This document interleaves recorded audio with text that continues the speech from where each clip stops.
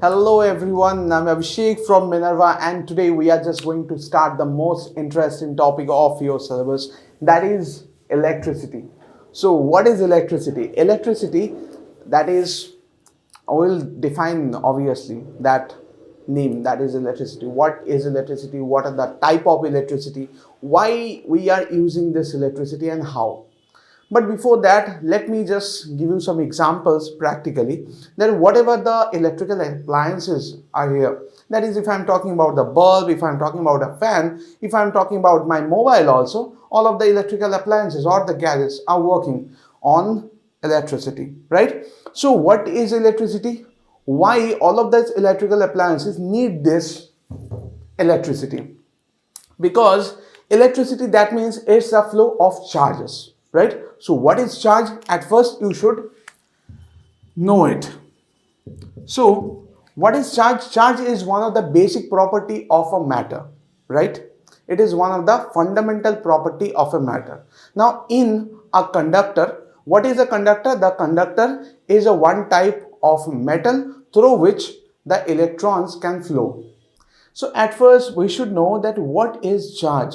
Charge is one of the basic property of a matter, right? In this case, the charge, that is the charge of one electron, what do you know, that is equals to 1.6 into 10 to the power minus 19 coulomb. What are the different type of charges are present? One is positive charge, another is negative charge, right?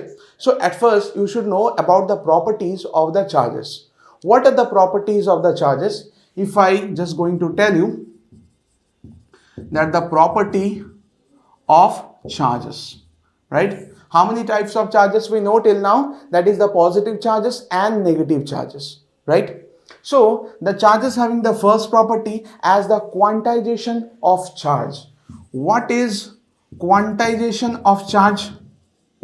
There is a new name that is introduced here, that is a quanta, right? That's a quantization of charge. Suppose if I am having an object, if I'm talking about this object, it is having a charge of plus q, okay? This pen is having a charge of plus q. That means the total charge of an object, that is an integral multiple of the smallest value of charge. This smallest value of charge is known as quanta.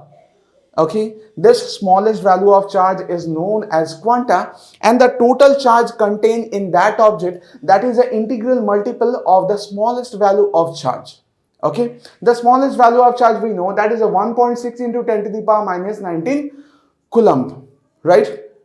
So in this case I will represent it in this way. Now what is the value of n? N should be of 1, 2, 3 and so on. Now remember one thing, that charge in a particular object cannot be in a fractional way, right? It should always be in the integral multiple of the charge of an electron. Suppose if I am giving you one example, charge in a body, suppose there is an object, okay? It is having some plus charge. If the charge in that object, they are writing down as 5.4 into 10 to the power minus 19 coulomb and 6.4 into 10 to the power minus 19 coulomb. Now which one will be valid, you think? Now that type of questions are asked as 1 marks question, that the charge of an object that is given by 5.4 into 10 to the power minus 19 coulomb and 6.4 into 10 to the power minus 19 coulomb. ऐसा question अगर आपको पूछा जाएगा तो इसका answer कैसे दीजिएगा?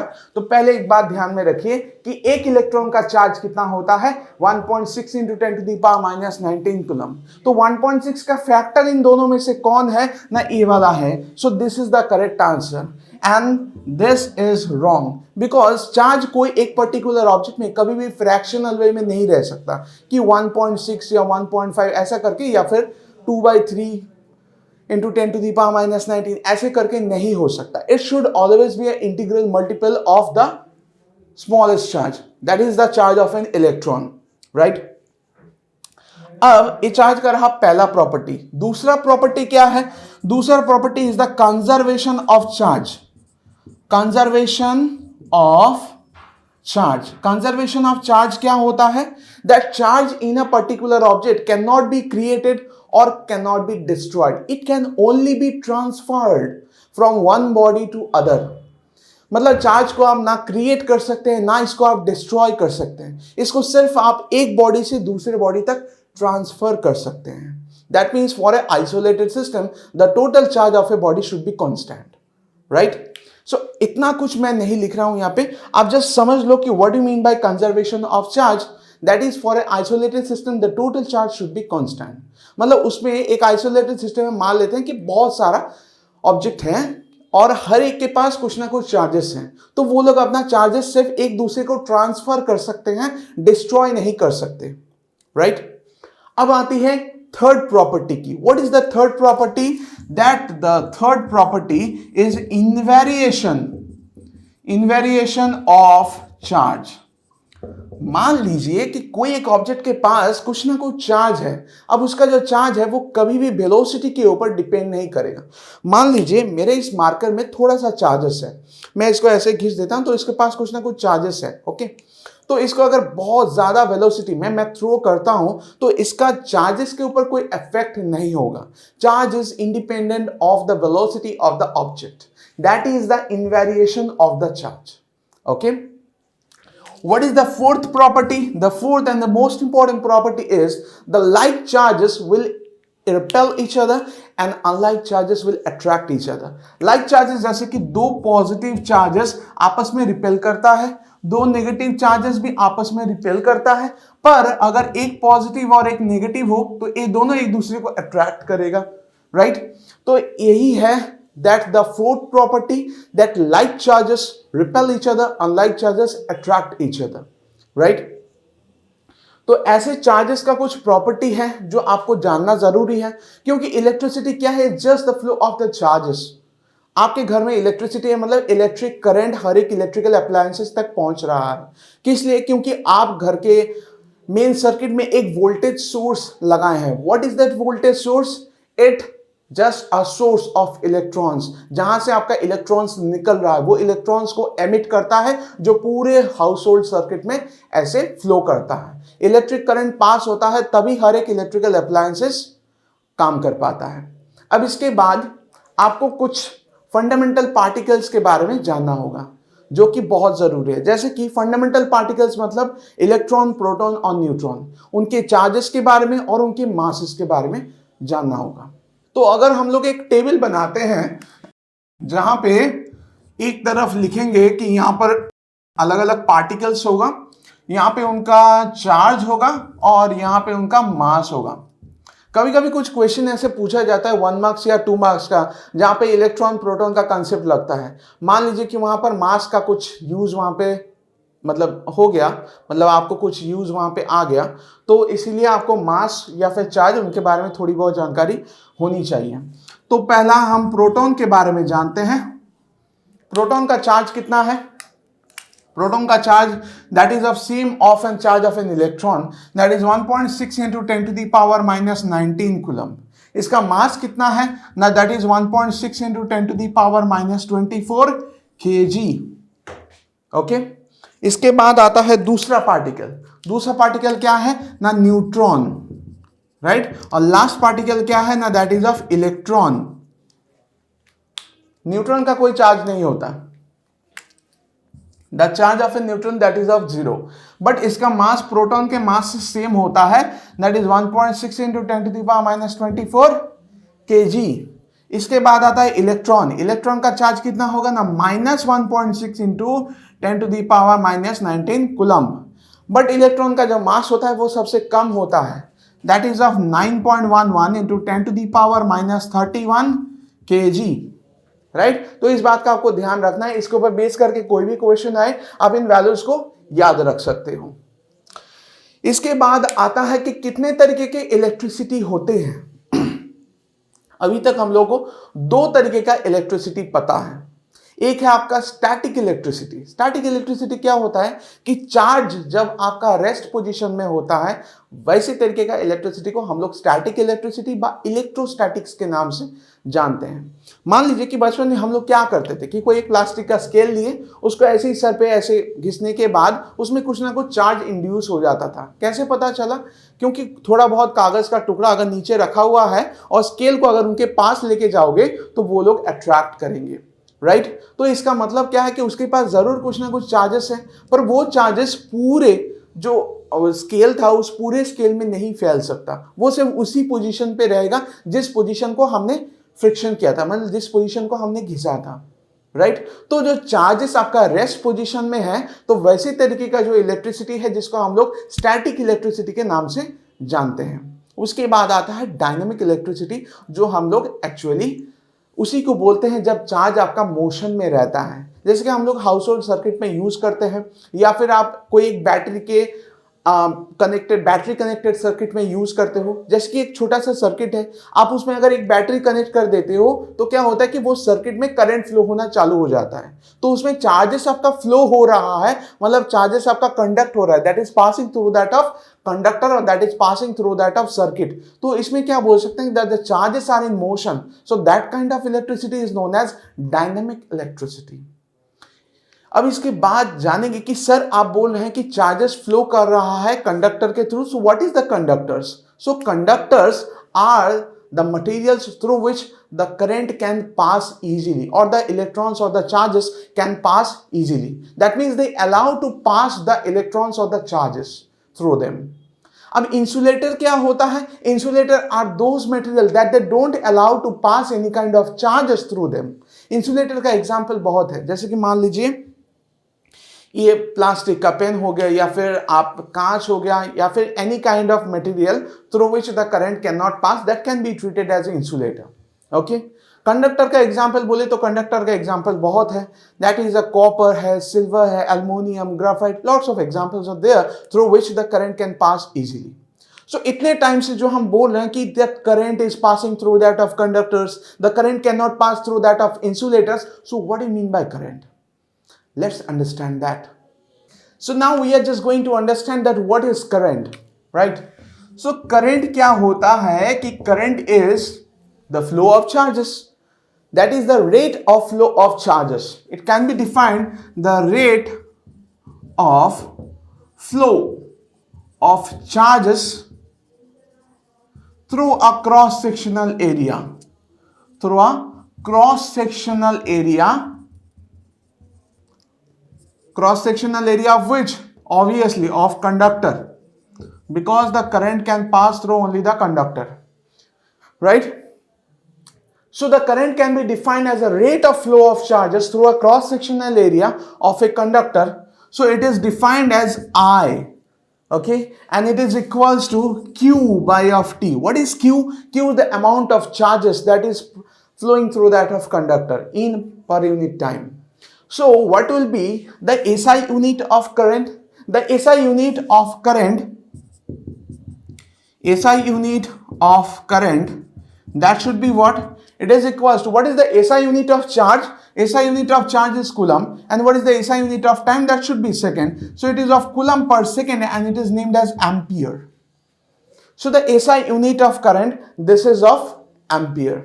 So current के बारे में कुछ चीजें आप जान लीजिए कि कोई एक कंडक्टर के थ्रू जब चार्जेस फ्लो करता है इन पर यूनिट टाइम, मतलब एक पर्टिकुलर अमाउंट में, जैसे कि कुछ सेकंड में अगर कुछ अमाउंट ऑफ चार्जेस एक कंडक्टर के क्रॉस सेक्शनल एरिया से पास होता है, so we can say that the current is passing through that of conductor, right? और एक चीज, ये जो करंट पास होता है, that current is a scalar quantity, it's not a vector quantity. That means the current is just only having the magnitude and it does not have any kind of direction, right? अब दूसरा चीज आप पता कर लीजिए कि current कभी भी कोई एक चार्ज पार्टिकल का मास के ऊपर डिपेंड नहीं करता है. Okay, current does not depend on the mass of the charge particle, or it does not depend on the conductor mass also. Okay, अगर हम बात करें कि सर एक 1 एम्पियर करंट मतलब कितना सारा इलेक्ट्रॉन होता है, तो 1 ampere current that is of 6.25 into 10 to the power 18 electrons, इतना सारा इलेक्ट्रॉन्स फ्लो करता है 1 एम्पियर के करंट में, राइट? अगर आपके घर के सर्किट में 5 एम्पियर का करंट फ्लो कर रहा है, so how many number of electrons? That number should be multiplied by of 5. अब यहां तक तो हम लोग समझ गए कि what is current, what is the mathematical expression of current, what is the SI unit of current, and how the current is related to the number of electrons. Now the next portion, that is the electric potential and potential difference. What is that? That current क्यों flow करता है conductor के through, that you have to understand. So we are having a next topic, that is of electric potential and potential difference, right? So at first we should understand what is electric potential difference, right? So DI developed, this is the shortcut of difference. Okay, so what is electric potential difference? Potential difference को समझने के लिए मान लीजिए कि आपके पास एक battery दिया गया है. अब जब बैटरी है, बैटरी खुद ब खुद करंट फ्लो नहीं करवाता जब तक आप उसको एक सर्किट में कनेक्ट नहीं करते हो. जब भी एक सर्किट में आप बैटरी को कनेक्ट करते हो, then the current starts to flow from the battery. Suppose आपके घर में एक मान लीजिए वॉल क्लॉक है. ओके, तो उसका बैटरी खत्म हो गया है. पेंसिल बैटरी लगता है वॉल क्लॉक में, राइट? तो आप पेंसिल बैटरी को चेंज करके एक नया बैटरी लाके उसमें लगा दिए. जब आप बैटरी को सर्किट में कनेक्ट करते हो, then the wall clock that starts to run, मतलब तब सर्किट में करंट फ्लो करता है. तो एक सर्किट में करंट फ्लो करने के लिए क्या चाहिए? एक सोर्स चाहिए और वो सर्किट क्लोज्ड होना चाहिए. कभी भी कोई ओपन सर्किट में करंट फ्लो नहीं होता है. अब बात आती है इलेक्ट्रिक पोटेंशियल डिफरेंस का. पोटेंशियल डिफरेंस का मतलब क्या होता है कि कोई एक बैटरी में मान लीजिए कि अगर इस सेल का एक छोटा सा रिप्रेजेंटेशन है जहां पर ये आपका इलेक्ट्रोलाइट है. This is the electrolyte of the cell. ठीक है, this is the electrolyte of the cell. इसमें आपका दो प्लेट रहता है. One of the plate is positive and the another plate that is negative, right? एक प्लेट आपका ऐसे ही पॉजिटिव होता है, दूसरा प्लेट आपका नेगेटिव होता है. तो एक प्लेट आपका हाई पोटेंशियल में रहता है और एक आपका लो पोटेंशियल में रहता है. तब भी इन दोनों के बीच एक पोटेंशियल का डिफरेंस होता है. हाई पोटेंशियल में क्यों रहता है? मान लीजिए कि ए वाला प्लेट आपका पॉजिटिवली चार्ज है and that's your negatively charge plate. तो ए इलेक्ट्रोलाइट है. इलेक्ट्रोलाइट मतलब कोई भी सॉल्ट का एक सोल्यूशन. तो सॉल्ट का सोल्यूशन जब है तो वो क्या होता है कि रिएक्शन हो जाने के बाद आयंस में ब्रेक हो जाता है. तो पॉजिटिव आयंस, नेगेटिव आयंस बहुत सारे निकलते हैं. तो जितने सारे नेगेटिव आयंस होते हैं वो सारे पॉजिटिव प्लेट की तरफ अट्रैक्ट हो जाते हैं. तो बाकी सारे जो पॉजिटिव आयंस होते हैं वो नेगेटिव प्लेट की तरफ अट्रैक्ट हो जाते हैं. पर the number of negative ions that is more than that of positive ions. So क्या होता है कि पॉजिटिवली चार्ज प्लेट आपका हाई पोटेंशियल में होता है और नेगेटिवली चार्ज प्लेट आपका लो पोटेंशियल में होता है. So they create a potential difference between them. And when you are just connecting a cell, that means a battery in a particular circuit, due to the potential difference, the current starts to flow. Okay, so this is the potential difference. Okay, so अगर potential difference आपको समझ में आता है तो पहला चीज और एक, तो अगर पोटेंशियल डिफरेंस का कंसेप्ट आपके पास क्लियर है तो इसके बाद हम लोग आगे बढ़ते हैं इलेक्ट्रिक पोटेंशियल के बारे में. What is the electric potential, इसके बाद समझते हैं. Right? Electric potential. What is an electric potential? मान लेते हैं कि कोई एक पॉजिटिव चार्ज यहां पे आपका है. तो अगर वो चार्ज है तो इसके आसपास एक इलेक्ट्रिक फील्ड भी होगा, राइट? बाद में आप पढ़ेंगे इन चार्जेस के बारे में. आपको क्लास 12 में एक चैप्टर मिलेगा दैट इज ऑफ इलेक्ट्रोस्टैटिक्स. उसमें आप चार्जेस के बारे में और ज्यादा जानेंगे. पर इसमें आप जान लीजिए कि कोई एक यूनिट पॉजिटिव चार्ज को अगर आप ऐसे ही रखते हो तो उसके आसपास एक फील्ड होता है जिसमें अगर कोई दूसरे चार्जेस को आप लाते हो तो the charge can be attracted और it can be repelled. Depend करता है कि आप कौन सा चार्ज को ला रहे हो. अब अगर कोई भी चार्ज को आप बाहर से ला रहे हो सो इलेक्ट्रिक फील्ड के बाहर का रीजन होता है इंफिनिटी. तो आप इंफिनिटी से कोई भी चार्ज पार्टिकल को इसमें ला रहे हो, राइट? मान लेते हैं कि इसके बाहर भी एक छोटा सा यूनिट पॉजिटिव चार्ज है जिसको हम इलेक्ट्रिक फील्ड में ला रहे हैं. So we have to do some work because we have to apply some force to move that charge particle from infinity into that of electric field, right? अब जब आप कुछ वर्क डन करते हो तब इस चार्ज के पास, मतलब वो चार्ज जब यहां पे आ जाता है तब उसके पास कुछ पोटेंशियल होता है टू डू सम वर्क.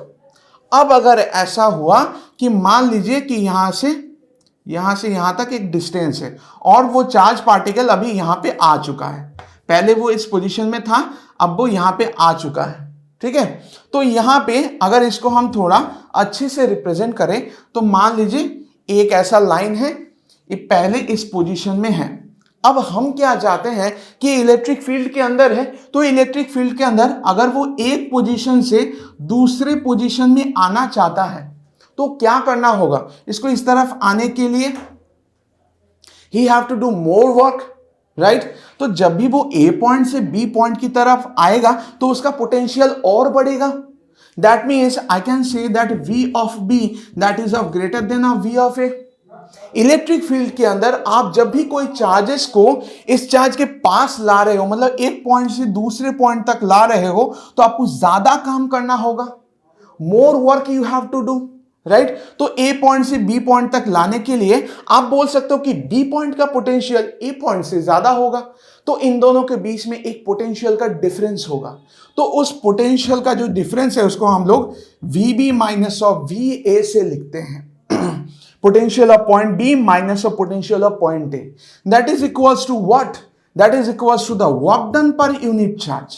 जिस चार्ज को आप ए पॉइंट से बी पॉइंट तक ला रहे हो उसके रिस्पेक्ट में आप कितना वर्क डन कर रहे हो। सो इस एक्सप्रेशन को आपको ध्यान में रखना है, that is the relation between the potential difference and the work done, right. तो इसमें हम लोग इसको potential of B minus of potential of A that is equals to whatever the work is done by it divided by the value of the charge, ऐसे represent करते हैं। अब electric potential difference के ऊपर based करके आपको एक law मिलेगा, that is known as Ohm's law. तो देखते हैं ओहम्स लॉ के बारे में हम लोग क्या सीख पाते हैं।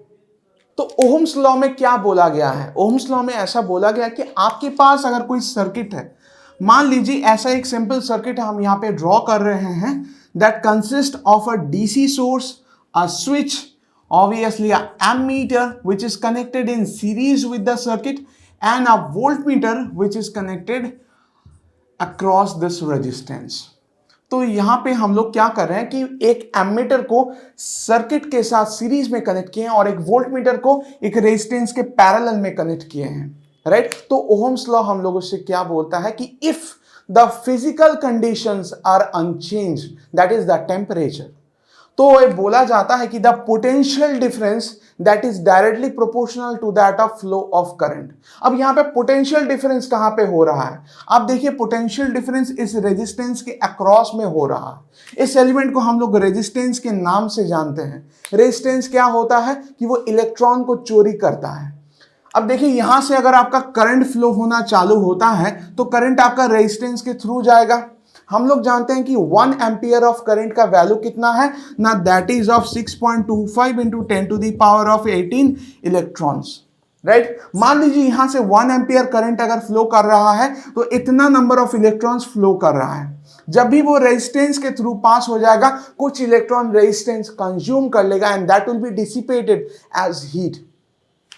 तो इसका मतलब साफ है कि इस पॉइंट को अगर आप ए पॉइंट देते हैं और इस पॉइंट को अगर आप बी पॉइंट देते हैं तो देखिए करंट अगर ऐसे फ्लो कर रहा है तो ए पॉइंट तक जितना सारा इलेक्ट्रॉन सोर्स से निकला था उतना ही इलेक्ट्रॉन्स ए पॉइंट तक है, पर जब भी वो करंट रेजिस्टेंस के थ्रू पास हो गया तो बी पॉइंट तक पहुंचते पहुंचते उसका पोटेंशियल घट जाएगा। अगर पोटेंशियल उसका घट रहा है तो इन दोनों पॉइंट्स के बीच एक डिफरेंस, एक पोटेंशियल डिफरेंस बन रहा है, right? So due to the potential difference between these 2 points the current will flow, right? So इससे हम बोल सकते हैं कि Vm minus of Vb that is equals to R multiplied by of I। यहाँ पे R एक कांस्टेंट है, that is the proportionality constant and it is also known as a resistance of this circuit. Resistance का काम क्या होता है, हम पहले ही बोले हैं कि रेजिस्टेंस एक इलेक्ट्रॉन चोर है, वो इलेक्ट्रॉन चोरी करता है और हीट होके, मतलब जो इलेक्ट्रॉन वो कंज्यूम किया that is dissipated as heat, okay. वो इलेक्ट्रॉन के फ्लो को रोकता है, पूरा नहीं रोकता है। जितना वैल्यू ऑफ रेजिस्टेंस आप यहां पे यूज करोगे उतना नंबर ऑफ इलेक्ट्रॉन्स को वो कंज्यूम करेगा। अगर आप ज्यादा वैल्यू रेजिस्टेंस यूज कर रहे हो तो वो ज्यादा इलेक्ट्रॉन कंज्यूम करेगा।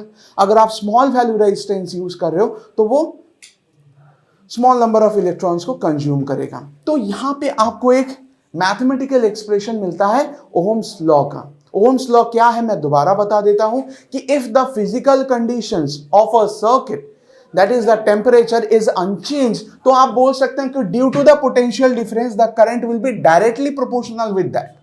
That means the potential difference that is directly proportional to the flow of current through a particular circuit. So इससे हम लोग को जो mathematical expression मिला है that VA, in that mathematical expression there should be a V of B, that potential difference that is equals to the resistance multiplied by the current. तो यहां से हम बोल सकते हैं कि V of A minus of V of B, इसको आप टोटल V से रिप्रेजेंट करो and it is equals to I into R. This is the mathematical expression of Ohm's law. और इनका जो ग्राफ बनता है कुछ इस तरीके का ग्राफ बनता है कि V आपका पोटेंशियल डिफरेंस इधर, I आपका current that is flowing through that of circuit which is plotted along the X axis. तो इसका जो ग्राफ होता है वो लीनियर होता है, that is passing through that of origin. क्यों? क्योंकि इन दोनों के बीच में एक लीनियर रिलेशनशिप है, ये दोनों आपस में डायरेक्टली प्रोपोर्शनल है. The potential difference is directly proportional to the flow of current. तो इसीलिए जो ग्राफ आपको मिलता है वो ओरिजिन के थ्रू पास हो जाता है and it's a linear relationship.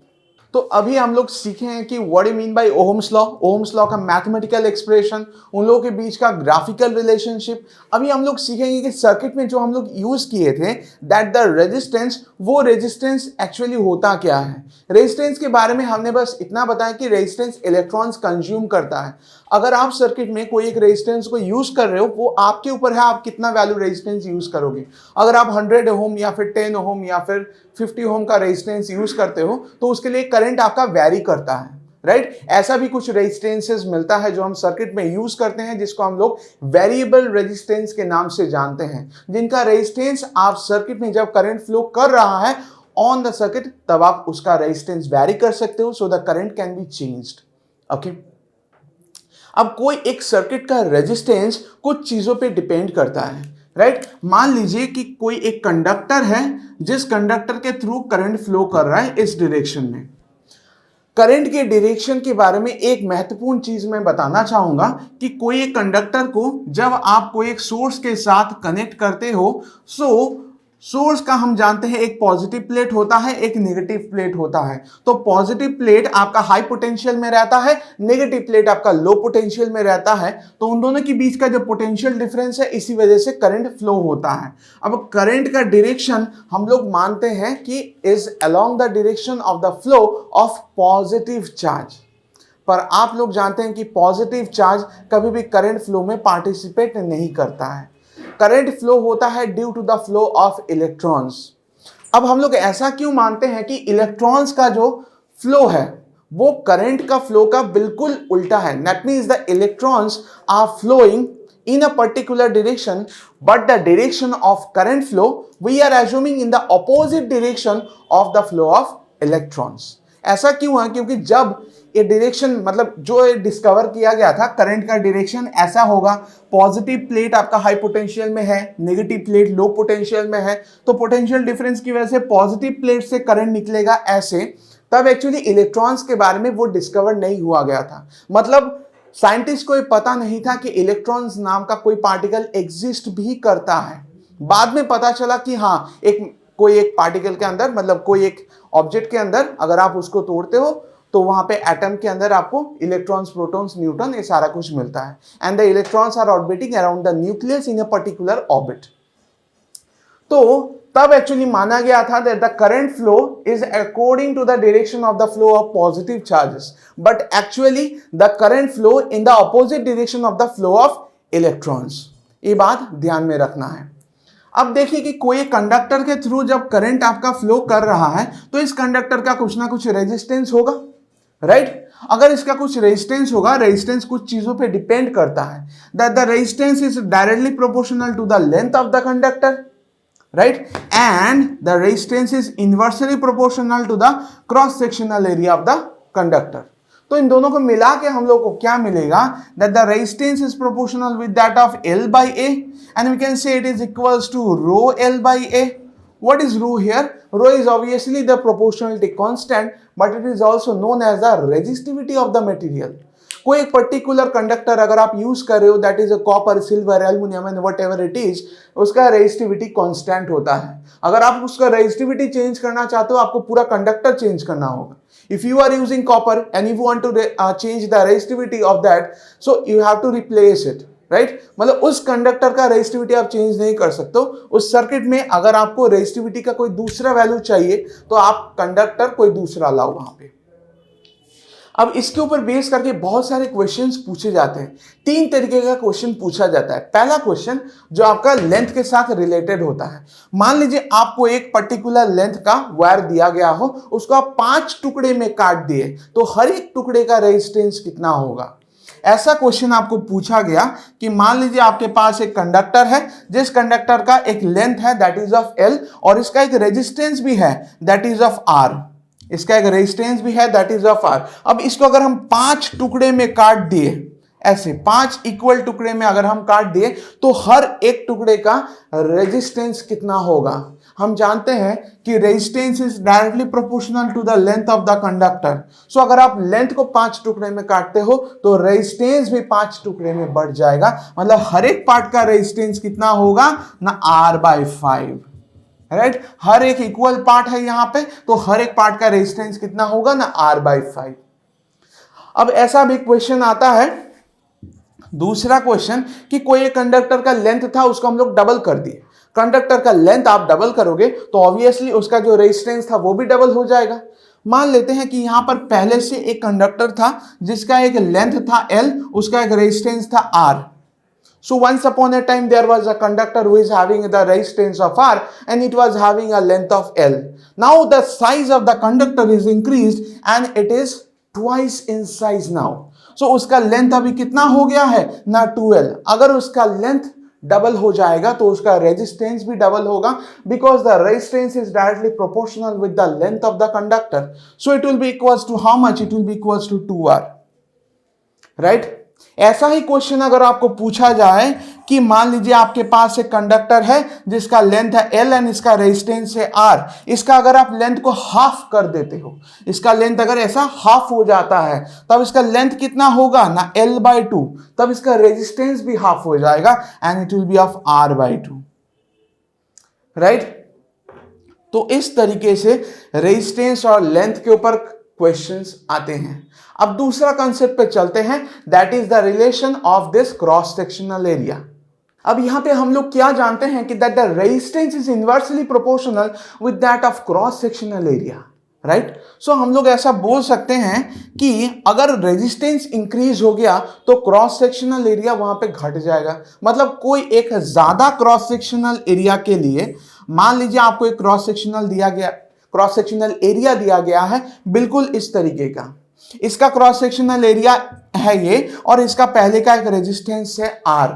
अगर इसका क्रॉस सेक्शनल एरिया घटा दिया जाए, if the cross sectional area becomes half, if the cross sectional area becomes half of the previous, so अभी क्रॉस सेक्शनल एरिया कितना हो गया है ना, A/2, तो रेजिस्टेंस कितना हो जाएगा, resistance is inversely proportional, it is inversely proportional with that of cross sectional area. So resistance क्या होगा ना, डबल हो जाएगा। अगर कोई एक कंडक्टर का क्रॉस सेक्शनल एरिया आप हाफ करते हो तो रेजिस्टेंस आपका डबल हो जाएगा, it will B of twice of R। पहला कंडीशन। दूसरा कंडीशन जो आपका आता है दैट इज ऑफ कोई एक कंडक्टर का, मान लेते हैं कि कोई एक कंडक्टर का इसका एक पहले से एक क्रॉस सेक्शनल एरिया था दैट इज ऑफ A, ठीक है। इसका एक पहले से क्रॉस सेक्शनल एरिया था दैट इज ऑफ A और इसका एक रेजिस्टेंस भी था दैट इज ऑफ R। ये हमारा दूसरा क्वेश्चन है। तो हम लोग यहां पे क्या किए कि क्रॉस सेक्शनल एरिया को हम लोग डबल कर दिए। अब क्रॉस सेक्शनल एरिया अगर आपका डबल हो जाता है तो क्रॉस सेक्शनल एरिया कितना हो जाएगा ना, 2A। अगर क्रॉस सेक्शनल एरिया आपका डबल होता है तो रेजिस्टेंस कितना होगा ना, हाफ हो जाएगा। तो रेजिस्टेंस क्या लिखेंगे, that is of R/2, right, क्योंकि ये तो इनवर्सली प्रोपोर्शनल है। जैसे कि इसी तरीके से अगर हम दूसरा लास्ट क्वेश्चन ऐसा पूछे कि मान लीजिए कि कोई कंडक्टर का cross sectional area A and it is having a resistance of R। अगर इसका क्रॉस सेक्शनल एरिया 4 टाइम्स कर दोगे तो रेजिस्टेंस कितना होगा, ध्यान से क्वेश्चन को समझिए। अगर क्रॉस सेक्शनल एरिया 4 टाइम्स होगा तो रेजिस्टेंस कितना होगा? अगर क्रॉस सेक्शनल एरिया बढ़ रहा है तो रेजिस्टेंस आपका घटेगा, तो रेजिस्टेंस कितना होगा ना, R/4।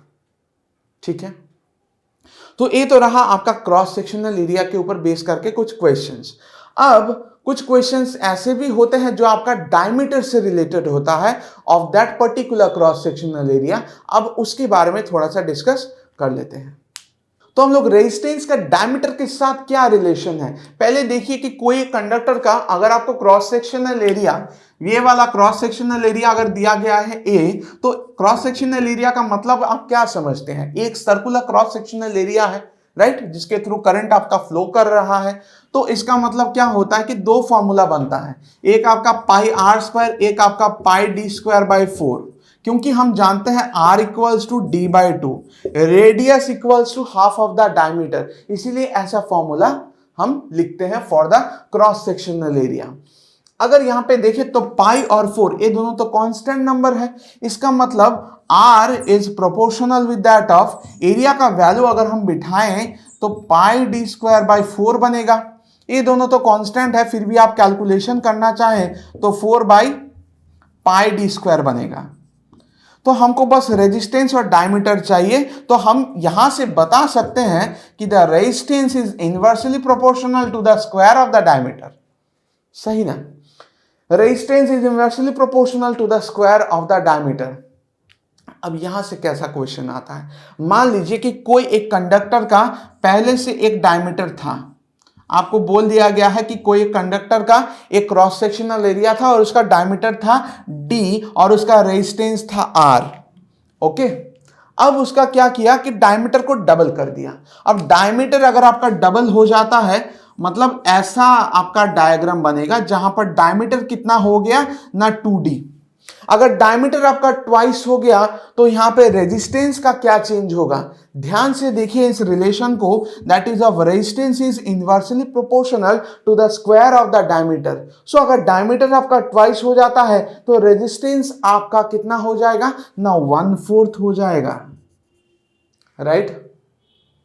डायमीटर आपका ट्वाइस हो जाता है, डायमीटर अगर बढ़ रहा है तो रेजिस्टेंस घट जाएगा, तो डायमीटर अगर दुगना बढ़ रहा है तो रेजिस्टेंस आपका 1/4 हो जाएगा। इसको हम लोग रेशियो मेथड से भी समझेंगे। रेशियो मेथड क्या होता है कि जब भी आपका रेजिस्टेंस कोई एक पर्टिकुलर क्वांटिटी के साथ डायरेक्टली प्रोपोर्शनल हो या फिर इनवर्सली प्रोपोर्शनल हो, उसमें हम लोग रेशियो मेथड अप्लाई करते हैं। हम दोनों के लिए रेशियो मेथड बताएंगे। पहला है आपका length of the conductor and the second one is the diameter of the conductor, दोनों के लिए।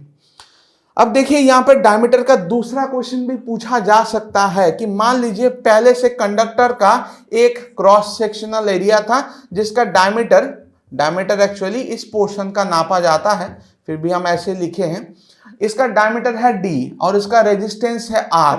ओके, डायमीटर है d और इसका रेजिस्टेंस है r। अगर हम ऐसा कि डायमीटर को हाफ कर दिए तो कंडक्टर इतना बन जाएगा, राइट। अभी इसका डायमीटर कितना हो गया ना d/2। अगर डायमीटर आपका हाफ हो गया तो रेजिस्टेंस कितना होगा ना बढ़ जाएगा। कितना बढ़ेगा? And it will be having a resistance as a 4r, resistance 4 times हो जाएगा। इसको हम लोग रेशियो मेथड से प्रूफ जरूर करेंगे। तो चलिए सीखते हैं कि रेशियो मेथड से कैसे निकाला जाता है। अगर मान लीजिए कि आपको कंफ्यूजन है कि सर बोले थे कि डायमीटर को दुगना करेंगे तो रेजिस्टेंस आपका 1/4 हो जाएगा, पर आपको पता नहीं चल रहा है कि 1/4 कैसे होगा, तो उसके लिए आप रेशियो मेथड से चेक कर सकते हैं। तो चलिए आगे बढ़ते हैं रेशियो मेथड की तरफ। अब हम लोग बात करेंगे रेशियो मेथड की। तो हम लोग जानते हैं कि कोई एक पर्टिकुलर कंडक्टर का आपको अगर उसका एक लेंथ दिया गया हो और उसका एक क्रॉस सेक्शनल एरिया दिया गया हो तो r is equals to ρl/a। तो ऐसा भी कुछ क्वेश्चन आता है जहां पर लेंथ और कंडक्टर दोनों को चेंज किया है। अब अगर ऐसा बोलते हैं कि resistance is directly proportional to the length of the conductor, so r1/r2 is equals to l1/l2। इसका मतलब क्या है कि R1 क्या है? This is the previous resistance, this is the previous resistance. What is R2? R2 is the new resistance, right. R2 is the new resistance. What is L1? L1 is the previous length. L1 is the previous length. What is L2? L2 is the new length. So now I hope it is clear that R1 by R2 equals to L1 by L2. क्यों लिखेंगे? क्यों the resistance is directly proportional to the length of the conductor. Right तो यहाँ पे R1 क्या है, that is the previous resistance, R2 क्या है, that is the new resistance, L1 क्या है, that is the previous length and L2 is the new length of the conductor. अब इसके ऊपर बेसिस करके एक छोटा सा न्यूमेरिकल हम लोग कर लेते हैं. मान लेते हैं कि पहले कंडक्टर का एक लेंथ था, अभी क्या किया गया कि कंडक्टर का लेंथ हाफ हो गया. कंडक्टर का लेंथ अभी कितना हो गया ना, हाफ हो गया. It is becoming L/2.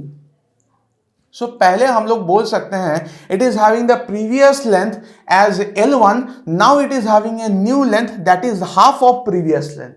Right अभी न्यू लेंथ क्या है, that is of L2 and the new length it is equals to half of previous length. तो अभी हम लोग को रेजिस्टेंस का कितना चेंज हुआ वो निकालना है. उसके लिए हम लोग क्या करेंगे कि R1 by R2 it is equals to L1 by L2, ये वाला फॉर्मूला का यूज करेंगे. राइट अब इसके लिए R1 by R2 that is equals to L1 कितना है ना, L1 का कोई वैल्यू नहीं है क्योंकि पहले कंडक्टर का लेंथ L1 से डिफाइन किया गया था. सो इसको सेम रखना है. बाद में जो कंडक्टर का लेंथ का चेंज हुआ that is the new length of the conductor. It is defined as L2 and that L2 is equals to L1 by of 2. So I will just write down it is of L1 by 2. So that both of the L1 that is getting cancelled out and whatever we are getting that R1 by of R2 it is equals to 2. अगर ऐसा relation हम लोग को मिलता है तो यहां से R2 का वैल्यू आपको निकालना है. R2 क्या है, that is the new resistance. So आप क्या बता सकते हैं, R2 is equals to R1 by of 2.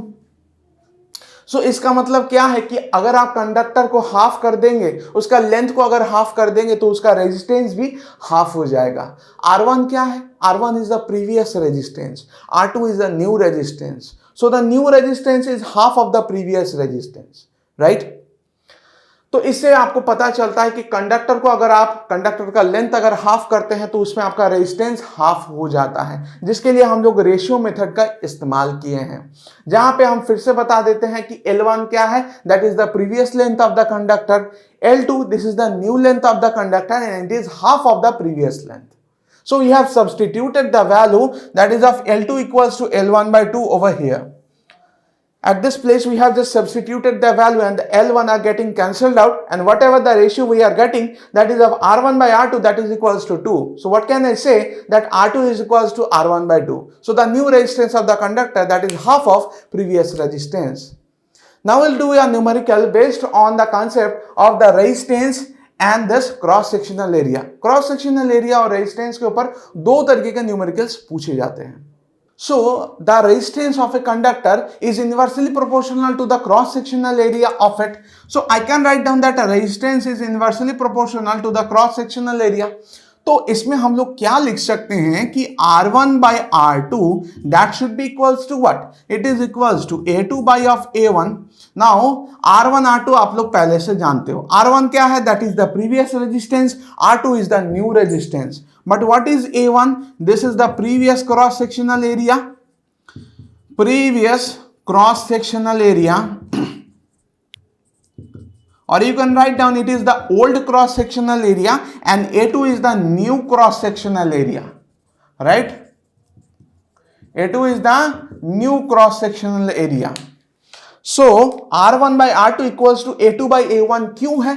क्योंकि the resistance is inversely proportional to the cross sectional area. Now इसके ऊपर बेस करके किस तरीके का क्वेश्चन आता है, मान लीजिए इस कंडक्टर का शुरू से एक क्रॉस सेक्शनल एरिया था दैट इज ऑफ A1. हमने क्या किया कि क्रॉस सेक्शनल एरिया को हाफ कर दिया. अगर क्रॉस सेक्शनल एरिया हमने हाफ कर दिया तो कंडक्टर कैसा बन जाएगा, ऐसा बन जाएगा.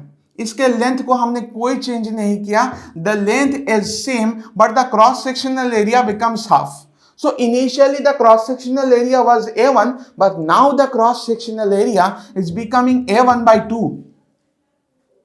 This A1 by 2 is the new cross sectional area, so it is defined as A2 and this is equals to A1 by 2. Right? So obviously the resistance of the conductor will be changed. Initially the conductor was having a resistance of R1, now the conductor will having a new resistance as R2. And what the relation between the resistance and the cross sectional area of the conductor, that is of R1 by R2 equals to A2 by of A1. Now we'll just substitute all of the values in the mathematical expression, and that is equals to R1 by R2, it is equals to A2 is having a value of A1 by 2, right? So we are just substituting that value as A1 by 2 divided by of A1. So A1 is getting cancelled out, and what the expression we are getting, that is of R1 by R2, it is equals to 1 by 2. तो इस expression से हम लोगों को क्या मिलता है कि R2 it is equals to twice of R1. That means when you are just changing the cross sectional area and the cross sectional area is getting halved, अगर आप क्रॉस सेक्शनल एरिया का हाफ कर देते हैं तो resistance क्या हो जाता है, दुगना हो जाता है, क्योंकि क्रॉस सेक्शनल एरिया और resistance of a conductor they are inversely related with each other, right? So हम लोग बोल सकते हैं कि अगर आप क्रॉस सेक्शनल एरिया को हाफ करोगे तो आपको रेजिस्टेंस भी डबल करना होगा, राइट? तो इस तरीके से हम लोग इस तरीके का न्यूमेरिकल को सॉल्व कर सकते हैं with the help of a ratio method.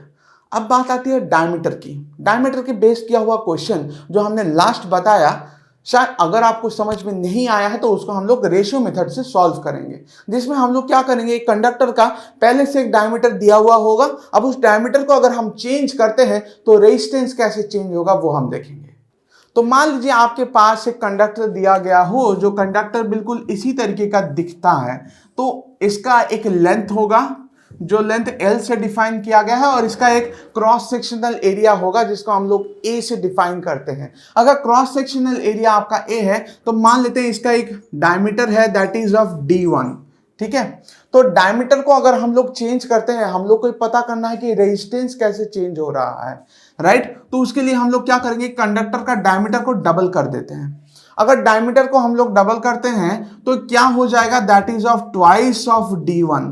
मतलब पहले का डायमीटर कितना था, दैट इज ऑफ D1, अभी का डायमीटर कितना है ना, that is of 2D1, and this is the new diameter, it is defined as D2। Resistance और डायमीटर का क्या रिलेशन है, that the resistance is inversely proportional to the square of the diameter.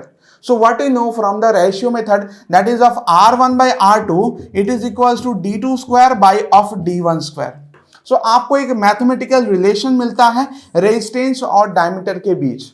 हम पहले D2 उसके बाद D1 क्यों लिखे हैं, that the resistance is inversely proportional with the square of the diameter. So इसीलिए इस मेथड को हम लोग रेशियो मेथड बोलते हैं, जहां पर दो अलग अलग क्वांटिटीज को हम लोग रिलेट कर पाते हैं। अब देखिए R1 by R2 it is equals to D2 का वैल्यू हमने पहले से डिफाइन किया हुआ है। What is D2? It is the new diameter, you can say this is the new diameter. What is D1? This is the old diameter or the previous diameter, whichever is favorable for you. Now D2 is equals to twice of D1, so I am just placing over that is of twice of D1, and that is a whole square divided by of D1 square. So what I am getting, that is of R1 by R2, it is equals to 4D1 square divided by of D1 square. So after the calculation I am getting the ratio of R1 by R2, it is equals to 4. So what will be the value of R2? R2 will be equals to R1 by 4. So finally, we are getting a relation of the new resistance and the previous resistance. Now if the resistance of the conductor was initially was having a value of R1, now the new resistance that should be defined as R2. तो अगर आप diameter को double कर देते हैं तो resistance कितना हो जाता है ना, 1/4 हो जाता है, right? So R2 is having a value of R1 by 4. तो इस तरीके से ऐसे क्वेश्चन का सॉल्यूशन करना है, राइट? तो इसके लिए देखिए पहले डायमीटर आपका गिवन था, उसके बाद डायमीटर का हम लोग डबल निकाले, that is of twice of D1, और इसको असाइन किए, this is the new diameter D2।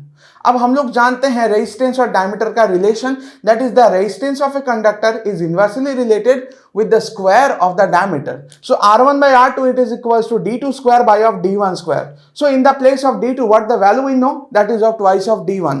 So we are just going to substitute that one, and after the calculation we are getting the ratio as R1 by R2, it is equals to 4. So R2 is equals to R1 by 4. That means the new resistance of the conductor, it is equals to 1/4 of the previous resistance. इसका मतलब अगर आप diameter को double करोगे तो resistance आपका 1/4 हो जाएगा.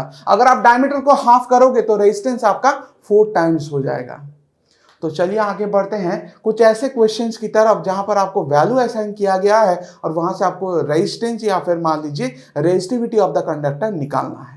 So what the relation we know that the resistance of a conductor, it is equals to rho L by A. So what you know about the rho, it is the resistivity of the conductor, right?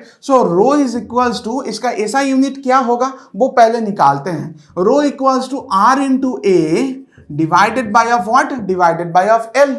तो resistance का unit क्या होता है? It is represented as ohm according to the name of the scientist. Area का unit क्या होता है? It is represented as metre square. And length का यूनिट क्या होता है ना? मीटर. तो मीटर को आप ऐसे कैंसिल आउट कर रहे हैं. You are getting the SI unit of resistivity. It is represented as ohm metre, right? अब देखिए रेजिस्टिविटी अगर ऐसे डिफाइन किया गया है तो कंडक्टिविटी भी होता है. कोई एक मेटल का अगर हम लोग रेजिस्टिविटी निकालते हैं कि वो कितना इलेक्ट्रॉन्स को रोक सकता है तो कंडक्टिविटी भी निकालते हैं. So the conductivity is given as G and it is equals to 1 by of resistivity, right? Conductivity का यूनिट क्या होता है? The SI unit of conductivity. SI unit of what? SI unit of conductivity is mho. That is of MHO. Okay, याद रखना है ये बात. अब इस फॉर्मूला के ऊपर बेस करके जो न्यूमेरिकल्स पूछा जाता है वैसा एक न्यूमेरिकल हम लोग करेंगे. Now we are having a question that the specific resistance of nichrome is 100 micro ohm centimeter, and what will be the resistance of the nichrome wire of 5 meter length and 0.01 centimeter square area of cross section. Now in this case, which formula you should use? That is resistance is equals to rho L by A. This is the specific resistance, or it is known as the resistivity of the material. So in this case, the conductor is having the specific resistance, that is the rho is having the value of 100 micro ohm centimeter.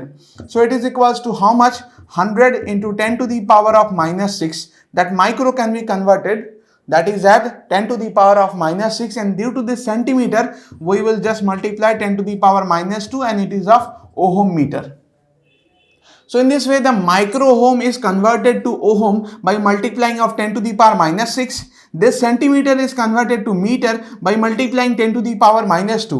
So it is becoming how much? This 100 can be written as 10 to the power 2 into 10 to the power minus 6, and this is of 10 to the power minus 2 ohm meter. So they both are eliminated and we are getting 10 to the power minus 6 ohm meter. So this is the specific resistance of the conductor. So in this case, the length of the conductor is given as 5 meter. So the length of the conductor, it is given as a 5 meter. Okay, so you don't have to change any kind of unit for this. So what is the cross-sectional area? That is of 0.01 centimeter square. So the cross-sectional area that is of 0.01 centimeter square, it can be written as 0.01 into the cross-sectional area is also represented in CGS unit, that is of centimeter square. You have to convert it to meter square. So what you have to do, you have to just multiply with 10 to the power minus 4 that meter square. So 0.01 means how much? It is of 10 to the power minus 2, right? And it will be of 10 to the power minus 4 that meter square. So हम लोग को क्या मिल रहा है? That is of 10 to the power minus 6 meter square. So the cross-sectional area you are getting 10 to the power minus 6. The resistivity of the conductor is defined as 10 to the power minus 6 ohm meter. The length of the conductor is defined as 5 meter. So at first we have to find out the resistance of this nichrome wire. So we'll just substitute all of the values in the given formula. So what we are getting now? So the resistance of the conductor, it is equals to rho L by of A. The rho is defined as 10 to the power minus 6. The cross-sectional area is defined as 10 to the power minus 6, and in this case the length is given as 5. So they both are eliminated and we are getting as 5 ohm. So the resistance of the conductor is defined as 5 ohm. In this way, that kind of questions can be solved. At first, you have to just keep in mind what is the given data, that you have to write it down at first, because they are represented as 100 micro ohm centimeter. So that micro ohm can be converted to ohm by multiplying of 10 to the power minus 6, and that centimeter should be converted to meter by multiplying 10 to the power minus 2. So what we are getting, that is of 100 can be written as 10 to the power 2, that is of 10 to the power minus 6 into 10 to the power minus 2. So these two are eliminated because they are having opposite powers. So we are having 10 to the power minus 6 ohm meter.